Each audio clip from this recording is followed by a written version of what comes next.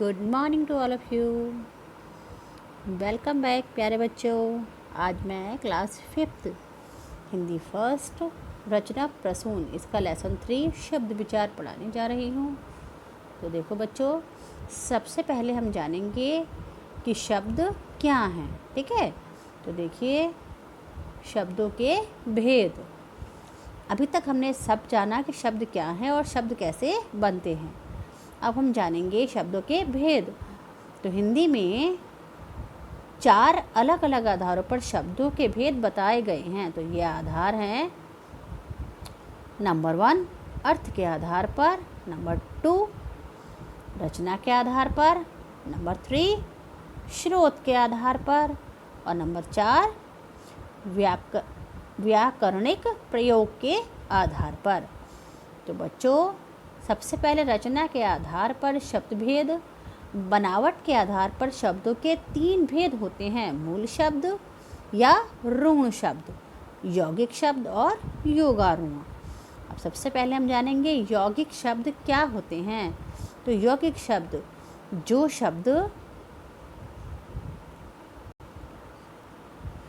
शब्द 2 या 2 से अधिक शब्दों के जोड़ने से बनते हैं, उन्हें यौगिक शब्द कहते हैं। जैसे सेना प्लस पति, सेनापति, अप प्लस मान, अपमान।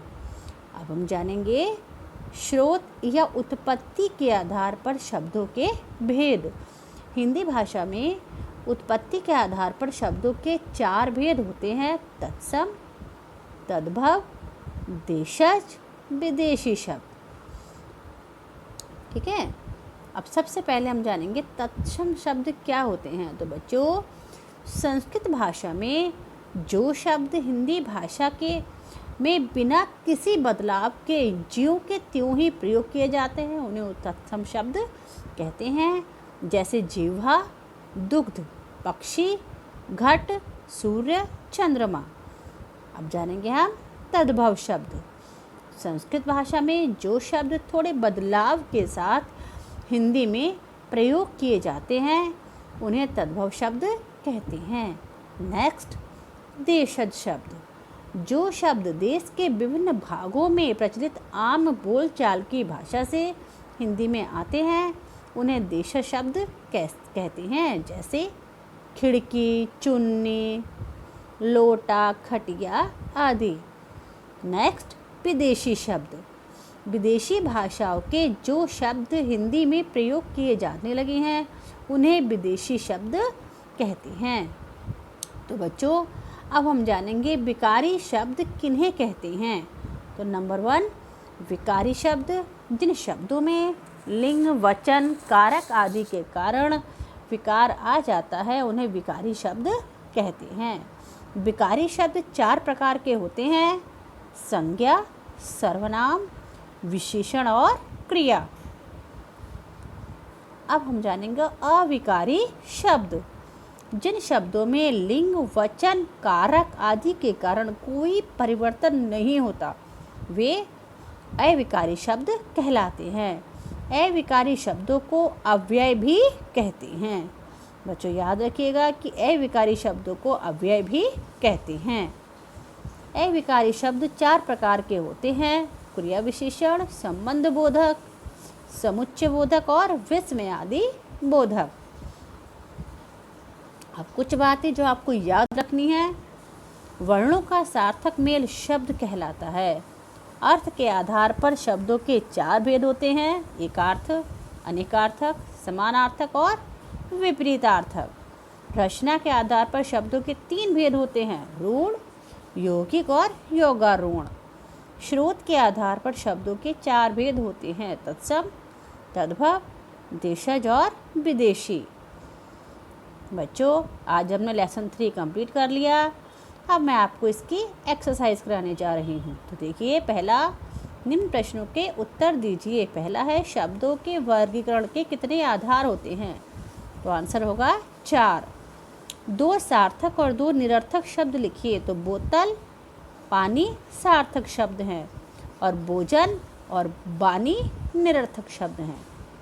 यौगिक शब्दों के 2 उदाहरण दीजिए। विद्यालय, विद्या प्लस आलय। नील कमल, नील प्लस कमल। निम्नलिखित प्रश्नों के उत्तर दीजिए। ध्वनि किसे कहते हैं?